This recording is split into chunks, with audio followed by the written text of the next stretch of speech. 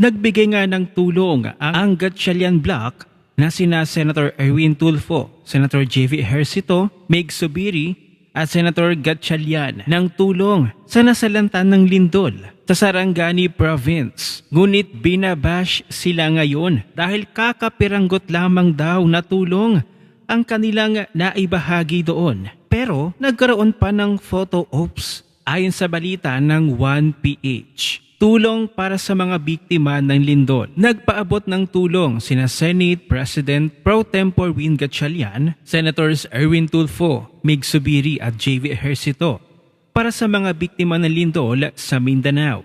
Naglaan sila ng 1 million pesos para sa LGU ng General Santos City at 1.5 million para sa Sarangani Province bilang ayuda sa mga naapektuhan ng pagyanig. Kaya't napakomento ang mga netizens ang sabi, pinagyayabang pa ang kakapiranggot na tulong. Akala ko yung kabang-kabang na bigas ang binigay. At heto panoorin natin ang video ng kanilang photo ops para sa 2.5 million na kanilang tulong. Okay, atras, media atras. Brown out.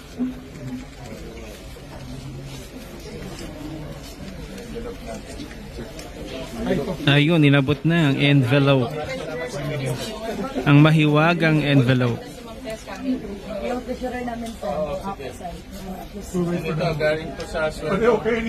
Galing doon sa sweldo. Ito galing sa sweldo namin, 1 month worth of salary.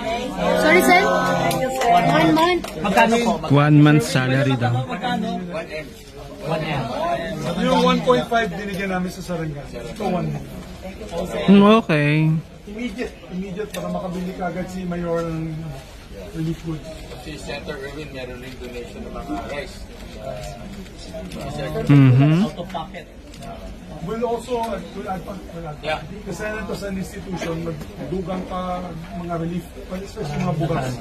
Para din kung sa barangay, doon ka lungsod sa Sarangani, sa Clan and Malapatan. Nagpicture talaga sila, oh. Also committed to help the family. Dito sa likod ng bigas. It's shaking, it's shaking. It's shaking. Shaking po. Shaking po. Nasa likod nila yung mga bigas. Labas na lang po. Labas. Mga kabang-kabang bigas, doon sila nagpicture, nagphoto op. Pero kapansin-pansin nga, yung reactions ng taong bayan dito sa post ng 1PH na kung saan nagkakaroon nga ng photo ops ang Gatchalian Bloc, abay punong-puno ng laugh o haha reactions. Kitang-kita nyo naman sa screen na para bang hindi naniniwala ang taong bayan sa kanilang pinagagagawa ngayon na pag-action doon sa mga nasalanta ng lindol. Kaya't sa 2.5 million na kanilang tulong, heto yung komento ng mga netizens. Ang laki naman po nun. Sobra-sobra na po yan. Sarcasm. Tanggapin na lang yung pinamigay nila. Grasya din yan. Huwag nyo na lang silang kalimutan sa 2028. Total, pera naman natin yan. Binibigay nila. Barya lang yan sa kanila. Hindi naman tuloy maiwasang ikumpara ng mga netizens ang ibibigay na tulong ni Congressman Leandro Leviste. Doon sa ibinigay daw nakakarampot ng Gatchalian Bloc. Bukod daw kasi sa 12 million pesos na ibibigay ni Congressman Leviste, ibibigay daw niya ang kanyang buong sahod sa Kongreso para daw itulong sa mga apektado ng lindol sa Mindanao. So ayun, bukod sa 12 million na idodonate ni Congressman Leviste, ay pati daw ang kanyang buong sahod sa Kongreso ay kanya ding itutulong. Compare mo dun sa 4 na senador na pumunta sa Sarangani sa kanilang kakarampot na nagkaroon pa ng photo ops. Magkano nga yun? 2.5 million pesos. Sabihin na natin talagang tulong na rin yun, pero kakarampot dito sa ipamamahagi ni Congressman Leviste. At hindi rin nakatakas sa mga netizens ang pagkukumpara na nooy nag-donate si BBM ng 500 million pesos. Yes, 500 million pesos doon sa Naga City, kina Leni Robredo, para lamang doon sa Jesse Robredo Coliseum. Tapos itong si Mr. President magbibigay lamang ng 100 million pesos sa General Santos at 50,000 pesos sa mga pamilya na naapektuhan ng lindol.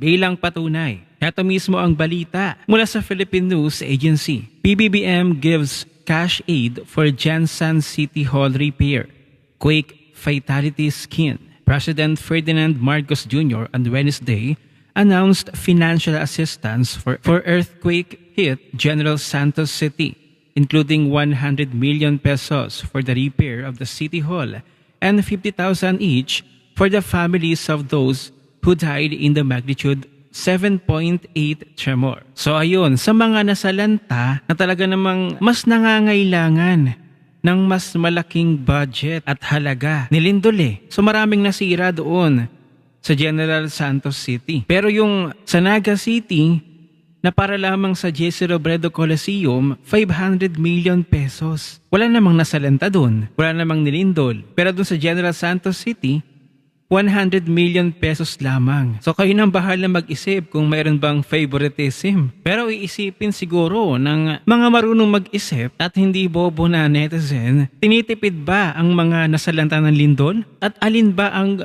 mas priority at mas bigyan dapat ng mas mahalagang budget?